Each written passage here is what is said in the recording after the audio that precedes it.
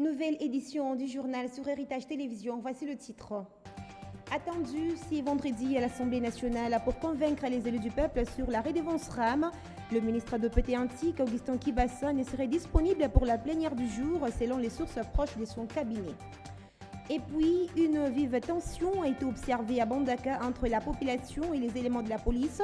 D'après les témoins, la police a empêché un groupe de députés provinciaux d'accéder dans la salle. Parmi ces députés figure le président de l'organe délibérant.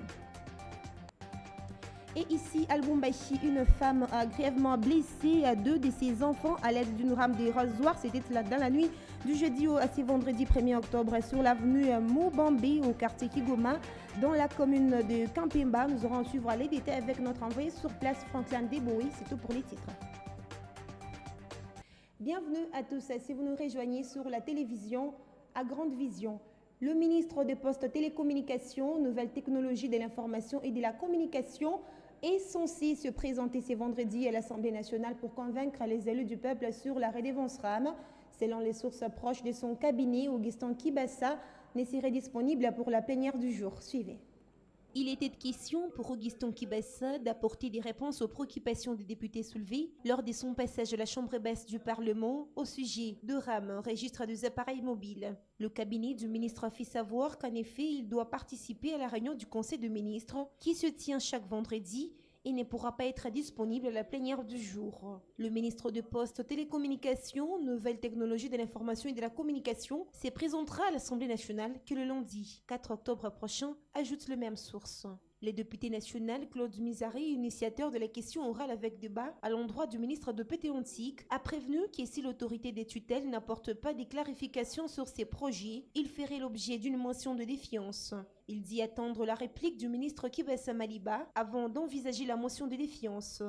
Lors de la dernière plénière, le président de l'Assemblée nationale avait fait remarquer aux députés nationaux que la taxe RAM ne pouvait être supprimée que par le Conseil des ministres, organe de l'exécutif qu'il avait instauré, officiellement lancé en septembre 2020 par Augustin Kibassa, ministre des Postes, Télécommunications et Nouvelles Technologies de l'Information et de la Communication. Le service des registres des appareils mobiles a, selon l'autorité des régulations des postes et télécommunications, pour objectif d'optimiser la sécurité et la qualité de service des réseaux mobiles sur le territoire national, de lutter efficacement contre la contrefaçon des appareils mobiles en déconnectant les appareils identifiés comme non conformes et de combattre le vol des appareils mobiles en bloquant les appareils déclarés volés.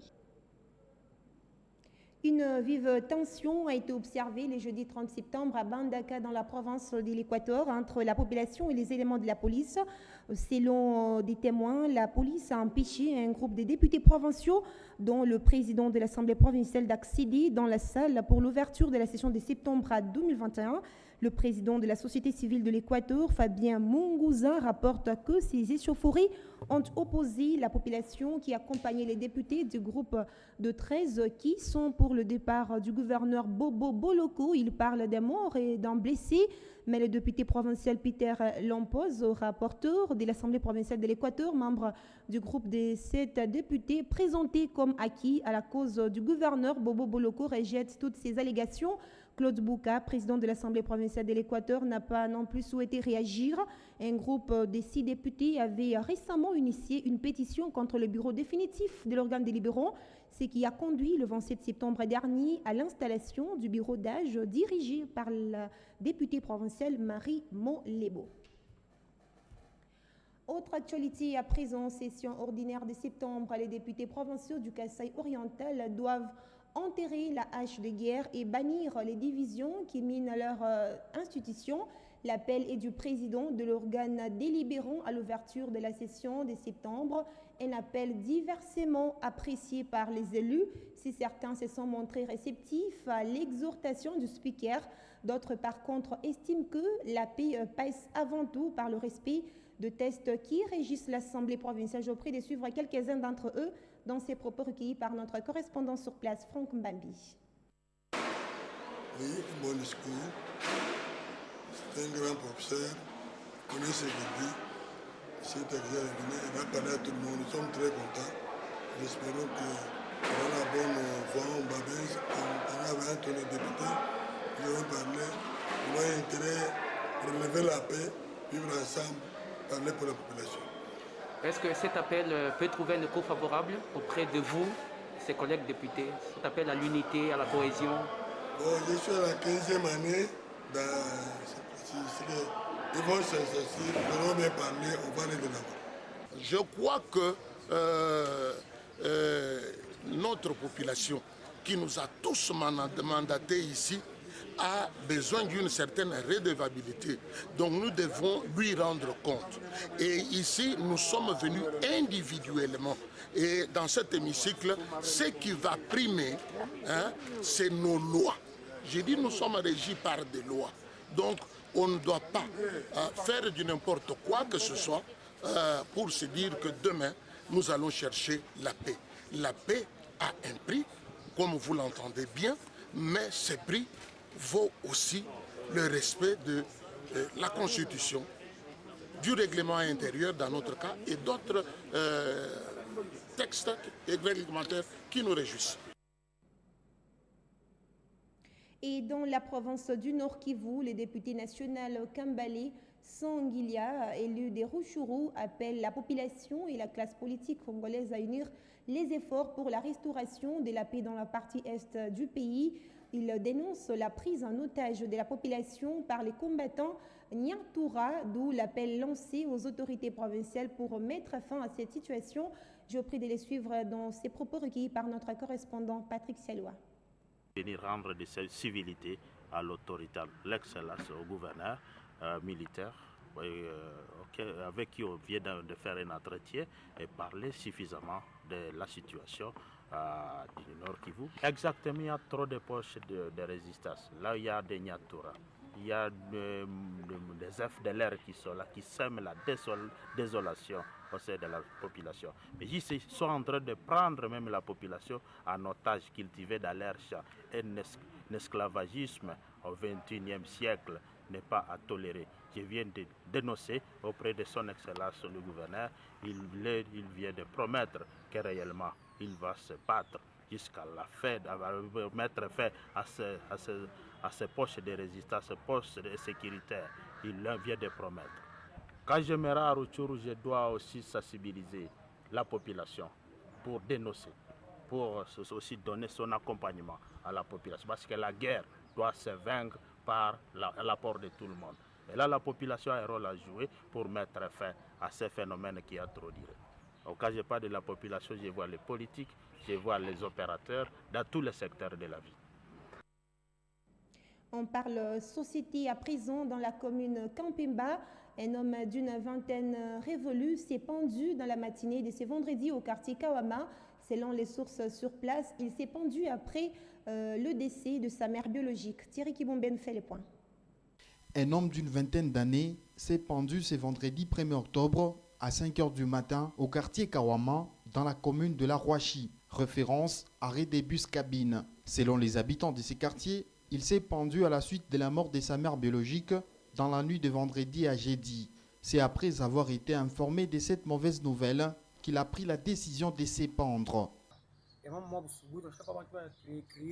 Il y a une maman, notre voisine, qui est morte de tension à 4 h du matin. Son fils aussi était malade à l'hôpital. Quand on est allé lui dire que ta mère est morte, qu'il a décidé de s'épandre.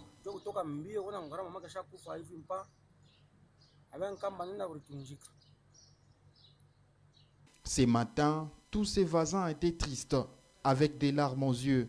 Arrivés sous les lieux du drame, les éléments de la police nationale congolaise ont fait les constats en entendant les enquêtes. Je l'ai annoncé dans le titre, incroyable mais vrai, une femme a grièvement blessé deux de ses enfants à l'aide d'une rame de rasoir. C'était dans la nuit du jeudi à ce vendredi 1er octobre sur l'avenue Mubambi au quartier Kigoma. Nous sommes dans la commune de Kampemba. Elle les accuse de sorcellerie. Un de ses enfants a même été amputé de son organe génital. Franklin Deboué, vous êtes notre envoyé spécial depuis Kigoma. Dites-nous, qu'en est-il de l'état de la mer? Exactement 10 h environ que nous sommes sur l'avenue de la Rouachi au quartier Kigoma. C'est pour la situation qui s'est produite dans la matinée d'aujourd'hui dans ces quartiers. Une maman qui a blessé grièvement ses enfants avec des lames de rasoir. les traitant ainsi des sorciers. L'histoire serait partie d'un pasteur, n'est-ce pas, qui a traité ses enfants et puis qui a prophétisé que ses enfants sont des sorciers. Et voilà, la maman s'est versée dans la colère pour les achever ainsi. La police s'est invitée à la situation pour calmer et récupérer les enfants qui étaient lamentablement blessés, les amener dans un hôpital où nous nous retrouvons sur place. Et voilà, selon les médecins qui ont reçu ces enfants, les enfants se trouvent dans un état critique. Et voilà, l'hôpital est en train de faire tout pour sauver quand même ces enfants qui sont blessés, comme vous les voyez sur les images. Et voilà, selon la police qui était intervenue pour calmer la situation, les cris ont été lancés pour calmer la population. Et voilà, tout se passe convenablement très bien. Et voilà, la police a mis la main sur la maman des enfants, pourquoi pas aussi la grand-mère qui était à la maison au moment où la scène s'est produite. Et voilà, l'affaire se trouve entre les mains de la police qui va faire tout pour établir les responsabilités de la situation. Nous nous appelons la radio-télévision Héritage. Nous sommes là pour vous servir. Franklin Deboé, il paraît que la population s'est acharnée contre elle. Est-ce vrai? La situation ne cesse d'évoluer minute après minute. Pour le moment, nous avons la maman de ces deux enfants qui ont été blessés grièvement, qui se retrouvent à l'hôpital. La maman est là, longée sur les lits. Il a subi aussi, n'est-ce pas, les atrocités de la population qui voulait à tout prix aussi l'achever parce que la population n'était pas d'accord avec l'acte posé par la maman de ses enfants. La maman se trouve dans un état où elle ne peut rien parler, elle ne peut rien dire. Là, allongée aussi au lit, les inquiétudes du médecin de l'hôpital, c'est que jusqu'au pour le moment, il n'y a pas aucune intervention, personne n'est là pour la prise en charge de ces cas. Et voilà, les médecins trouvés sur place s'inquiètent et il est en train de faire tout pour trouver une autre alternative, soit envoyer, n'est-ce pas, à ces malades qui se retrouvent, ou soit les victimes de ces cas qui se retrouvent dans ces centres hospitaliers, dans un centre public pouvant les accueillir et aussi procéder aux soins appropriés par rapport au cas. Et voilà, nous sommes là pour les comptes de la radio-télévision Héritage. Jean Bayo qui est avec moi, Heidi Kapent, Franklin Deboé Kabanga, radio-télévision Héritage. Merci à vous, Franklin Deboé, notre envoyé spécial depuis le quartier Kigoma dans la commune de Kampemba où s'est déroulé le fait. Mesdames, Messieurs, c'est même par ici que nous refermons cette édition. Place au rappel de titres. Attendu ce vendredi à l'Assemblée nationale pour convaincre les élus du peuple sur la redevance RAM, le ministre de Petit Antique, Augustin Kibasson, serait disponible pour la plénière du jour, annonce les sources proches de son cabinet. Et puis, une vive tension a été observée à Bandaka entre la population et les éléments de la police. D'après les témoins sur place, la police a empêché un groupe de députés provinciaux d'accéder dans la salle. Parmi ces députés figure le président de l'organe délibérant. Incroyable mais vrai, une femme a grièvement blessé 2 de ses enfants à l'aide d'une rame de rasoir dans la nuit du jeudi à ce vendredi 1er octobre sur l'avenue Moubambé au quartier Kigoma dans la commune de Kampemba. Vous avez suivi les détails avec notre envoyé spécial. C'était le journal de la rédaction. Merci à tous de l'avoir suivi partout à travers le monde. Restez branchés sur nos antennes. L'information reste en continu.